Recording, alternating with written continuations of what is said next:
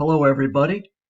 Welcome to week 3, and this is the week where I'd like to go a little bit deeper into context. As we began the class, we looked at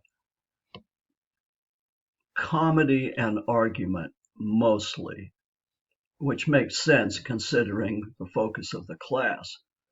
But argument does not happen in a vacuum, as I've said before. There's context.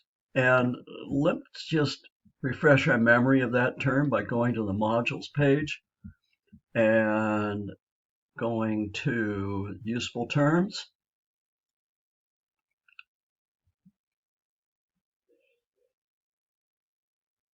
And you'll see that an important component is the audience, where the audience is, of course, country, city, blah, blah, blah, planet, whatever. The situation and a culture's shared understanding of common sense. Now, context, this is or, right? So it can be any one of these things separately. You could also say all of them as well. I wanted to really draw your attention to these as we get to a new reading you're going to have in the class that's going to be alongside Anthony Weston's A Rule Book for Arguments. So, that said, let's go to that reading.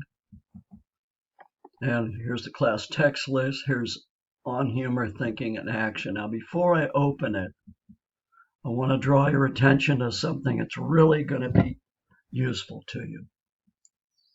Excuse me. If you go back, before you read the chapter in Critchley's On Humor, go to the reading tips. I don't want you to waste your time wondering what's important in the chapter. So I walk you right through it. So read this first, and if you're on a laptop or a tablet that allows you to do this, I would say download it and keep it handy when you pull up the chapter. So let's go to the chapter. It's chapter 1. It's also called the introduction. And you'll see once we get it rolling here, introduction or chapter 1. Now, if you slow down a little bit, you realize that he's often using jokes to support his contentions about humor and how it works and that social context of humor. Audience, location, shared cultural outlook, all those things. And you only have to read up to reactionary humor in the chapter, but let me start with a focus here. 3 theories of humor. Theories, those of you who had any work in the sciences in your education, know the theory is an explanation for something. It doesn't have to be the only possible explanation. It's an attempt to explain something. And what Critchley has done here is taken 3 notable sources on humor as a way of explaining why people laugh. Now, here's incongruity. There's the relief theory, and by the way, he kind of foregrounds it right there.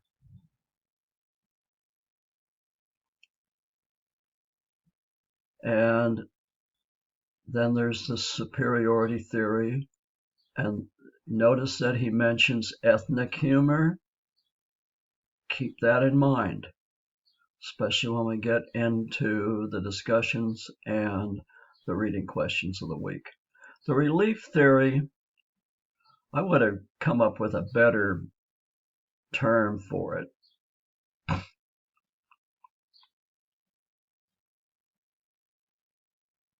Anyway, here in the superiority theory, focus on ethnic humor.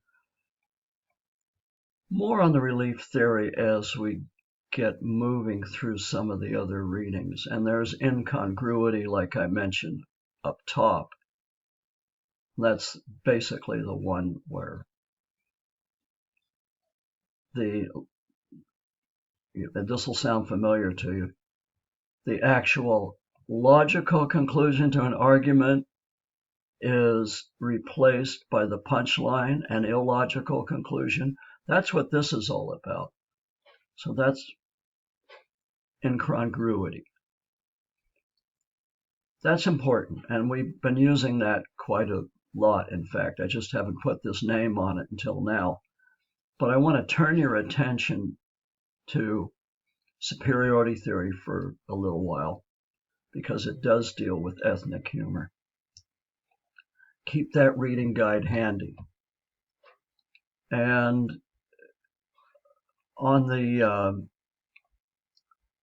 assignment, you'll see that you only need to read to a certain point in this chapter, but do read to that point. Okay, let me wrap up this first screencast of the week with what's happening on the assignments page. If you're reading this on Monday and looking here and listening, you'll see that you've got something due tonight. And take special care to go into detail. Doesn't ask you to read Critchley. It's just a rule book for arguments, types of arguments. And you're going to use one of the comedians from the web links list on the modules page, the stand-up comedians that you've been using. You did pretty well with them last week in the discussion. So give lots of detail. Don't describe the jokes, quote them. Otherwise, how are we going to know if they have punchlines? They have premises, right? Okay, that's my tip on how to do well on this thing, but carefully read through all of the instructions and double check everything before you hit the submit button on this. You'll want to, of course, turn it on Microsoft Word, not Google Docs, but Google Docs will come in handy for creating it in Microsoft Word. So I will check back in with you Thursday, and let's get the week started.